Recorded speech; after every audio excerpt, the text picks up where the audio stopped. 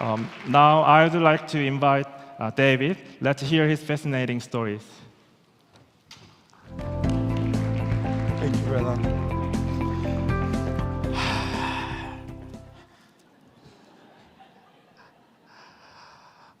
My name is David Akwara.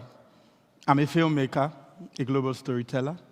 I'm the lead for partnership at Africa's Future Economic Leaders.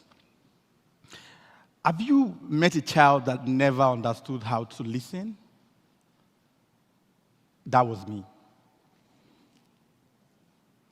I was born in a very interesting place called Kolokolo, somewhere in Delta State, Nigeria. Where I grew up, the only way to resolve conflicts is action. I didn't understand what it meant to dialogue your way through. My opinion of dialogue was listen to respond, not listen to understand. And what I didn't know that has done to me was a seed of impatience. So as a young man, I carry impatience into my relationship, into schools, into office. I wish my older brothers, my school teachers, during family dinners, taught me that the true power of dialogue is not listening to respond, but rather listening to understand. As I began to travel out of my community, began to meet new people, elderly people, I began to understand something different. That dialogue is about listening. That dialogue is not about my truth.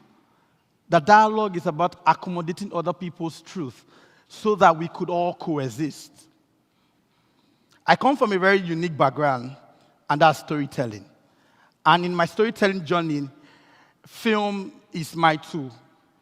I know for a fact that it is not stories alone that move people. Sorry, it's not fact alone that moves people. It is fact that is wrapped in story that moves people.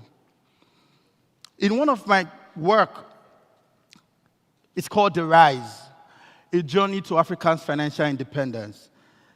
It was a documentary that shows Africa's ambition to integrate as a single market under the African Continental Free Trade Area.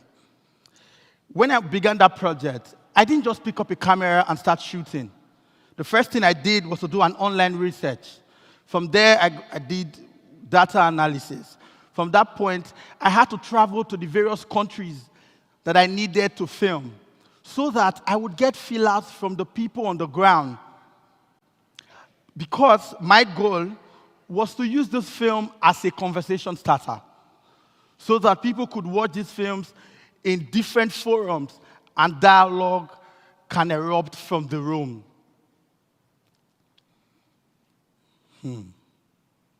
When we were making this film, one of the unique things that I observed, it was that people want to be listened to.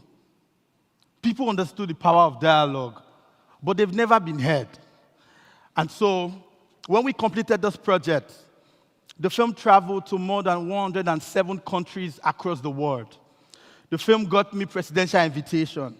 The film got me into rooms, different organizations like the UN, the African Union, African Development Bank, the Afrexim Bank.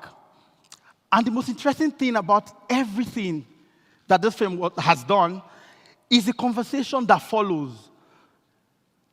The point when I get out of the room and young people come to me and say that they've gotten clarity, that they didn't believe that young people can drive trade conversations. That now they believe that they are part of the people who will build the continent because I told a story. I didn't just tell the story from a place of speed without accuracy. I didn't tell the story from a place of ignorance. It was fact-based. And on my screen were various comments. For some, I wasn't even in the room when the film was shown, but I get messages that I just saw your film and it has shifted my narrative. Allow me read one of the comments from my screen. Dear David, you have no idea of the magnitude of work you have embarked on. It impacts only on Africa and Africans. Young men like you are needed to rise to this occasion, to tell our positive story and change the narrative. You are in my prayer, stay blessed. These are many more of comments that I get whenever the film is being screened. Why fact must lead story? Disinformation wins because it tells a story people want to believe. But the solution isn't just in telling better stories. It is telling stories that are accurate, verifiable, transparent, and kind. And that's why personally I advocate for a bottom-up approach. That is, teach the power of storytelling in primary schools. And when I mean power of storytelling, I mean dialogue. Teach young people how to verify information before sharing. We're in a world where people forward WhatsApp messages to you. You haven't even verified where the messages is coming from, and you're sharing. And every time you share this information on WhatsApp and all social media platforms, you share misinformation. You contribute to polarization. You contribute to post-truth divide. Teach storytelling in youth club. Model it in family conversation. In family dinners, let's start having conversations. Conversations that are fact-driven. Reinforce it in creative space and community gatherings, and even town halls like this. Youth as an antidote. We have been called a digital native. We must be fact native and critical thinkers.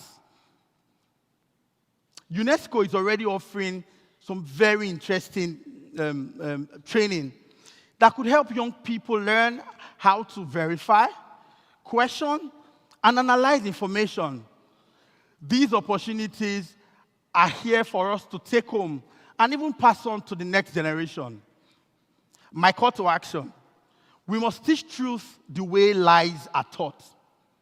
With speed, with emotions, with precision, and above all, with empathy.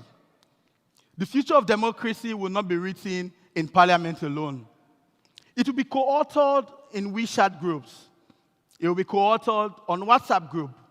It will start from TikTok videos, from YouTube documentaries, from family dinners, and from community gatherings. So if you ask me, how do we build the post-truth divide? I will say this: let it be through stories anchored in fact. Let it be through dialogue grounded in evidence. Let it be through youth who choose empathy over ego and truth over noise. This is how we rise. Thank you.